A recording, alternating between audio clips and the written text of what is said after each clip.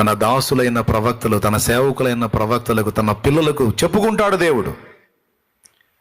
అబ్రహామును గురించి ఏమన్నాడు చూడండి, ఆదికాండం 18వ అధ్యాయంలో, నేను చేయబోవున్నది అబ్రహామునకు దాచదనా, నేను దాచను, అబ్రహాముకు చెప్పాల్సిందే అని చెప్పాడు.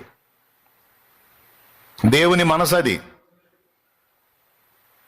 ఇంటికి పోయి చదువుకోండి, ఆదికాండం 18 ఉంటుందిలే ఆ మాట, ఏడికి పోదు, బైబిల్లోనే ఉంటుంది.